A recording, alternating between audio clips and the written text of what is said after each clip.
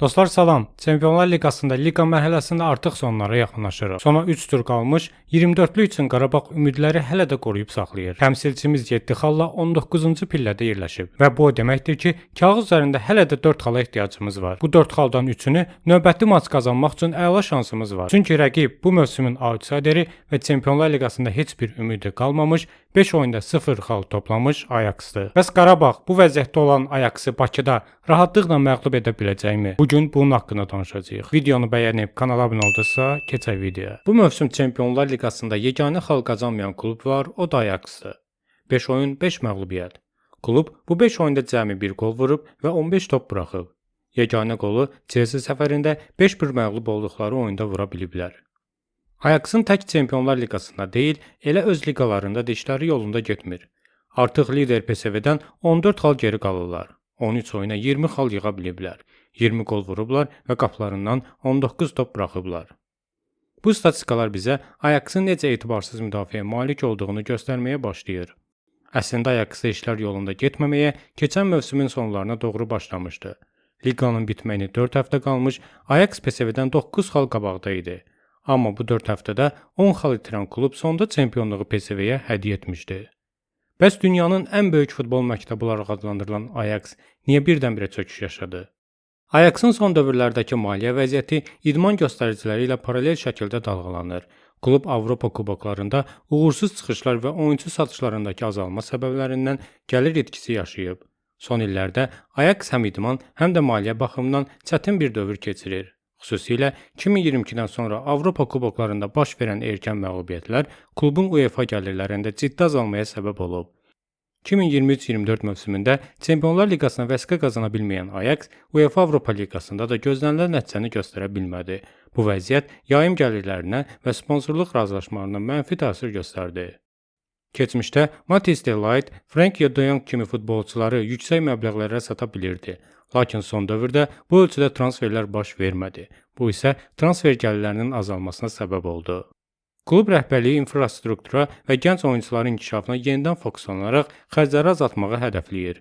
Ajax scouting sistemini gücləndirərək aşağı maliyyətli oyunçuları inkişaf etdirib satmağa əsaslanan modelə qayıtmağı planlaşdırır.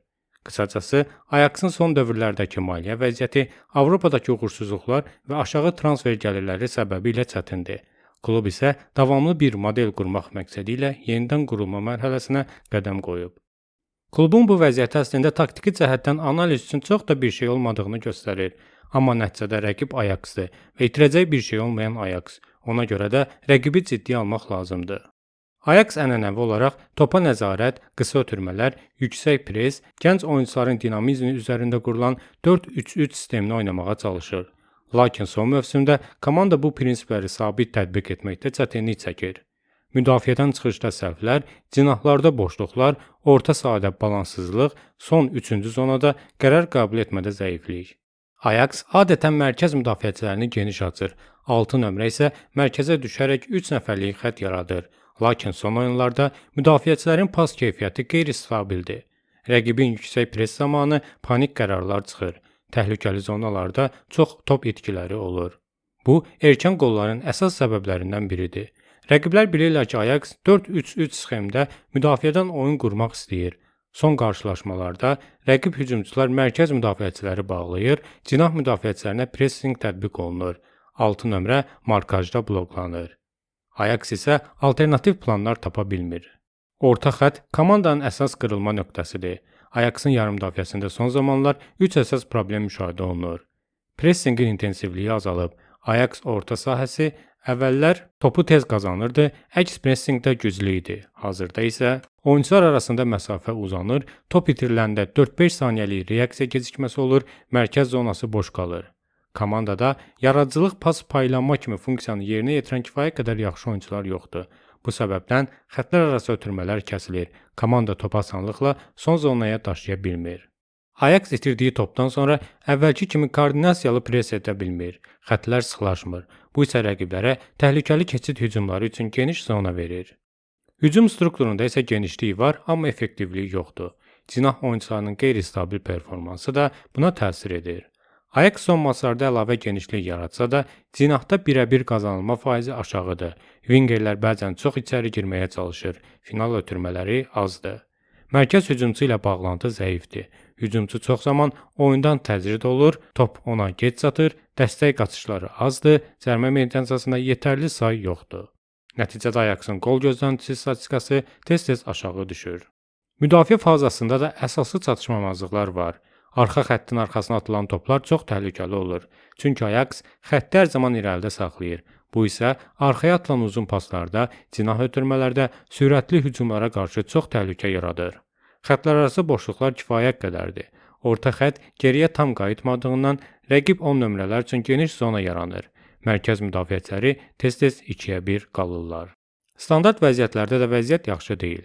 Ajax son oyunlarda gün zərbələrində, yan xətlərdən gələn krosslarda, ikinci toplarda çox zəif çıxış edir. Ajax böyük ehtimal Bakıda oyuna hücum futbolu və təzyiqlə başlayacaq. Əsas taktika cinahlardan sürətli keçidlər üzərində qurulacaq. Xüsusilə sol cinahda Godson mövqeyində təhlükəli hücumlar qurula bilər. Hücumun mərkəzində Vegos kimi nəhəng hücumçu var. Cinahlardan on edilmiş hava topları təhlükəli ola bilər. Müdafiəçilərimiz bunu mütləq nəzərə almalı və onu təhlükəsizləşdirməlidir. Fakt odur ki, bu mövsüm Ajax hər kəs üçün asan 3 xal kimi görünür. Qarabağ Bakıda Chelsea ilə oynadığı futbolun 60-70%-ni oynasa, bu Ajaxı rahatlıqla məğlub edər. Bu oyun bizim üçün davam etmək baxımından çox vacibdir. Çünki növbəti 2 oyunumuz həm Frankfurt, həm də Liverpoolla çox çətin keçəcək. Frankfurtun hal-hazırda 4 xalı var və 28-ci pillədə yerləşib.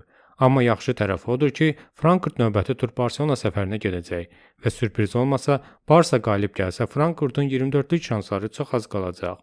Çox az qalsa da kiçik bir ümid belə onlara Qarabağlı oyunda maksimum gücü ilə oynamağa kifayət edəcək. Digər rəqibimiz isə Liverpooldur. Hansı ki, bu mövsüm çox zəif çıxış edən Liverpool cəmi 9 xal yığıb və 13-cü pillədədir. Biz düşünürdük ki, Liverpool bizimlə oyuna kimi məsələni həll edər və Qarabağlı oyunu çox da ciddiyə almaz. Amma gedişat bunun tam əksini göstərir. Hətta Liverpool üçün Qarabağ maçı ölümdirim maçı ola bilər. Bütün bunları nəzərə alsaq, işimizi şansa buraxmamalıyıq. Nə olur olsun, Ajaxı Bakıda məğlub edib ilk 24-lükdə özümüzə yer etməliyik. Napoli ilə oyunda Kadinin yoxluğu hiss olunurdu. Qurban müəllim cinahda Adlaya üstünlük verdi və Zubiri mərkəzə çəkdi. Bilbao oyunun ssenarisi demək olar ki, bu oyunda da təkrarlandı. Maestronun ritminin pozulması, Medina'nın zədələnməsi bir sözlə heç nə istədiyimiz kimi getmədi. Amma ümid edirəm, növbəti oyunda bunun tam əksi olacaq və hər şey istədiyimiz kimi gedəcək və dekabrın 10-u hamı Tofiq Bəhramovdan qələbə sevinci ilə ayrılacaq. Bugünlük bu qədər. Bu cür videoları qaçırmamaq üçün kanala abunə olmağı unutmayın.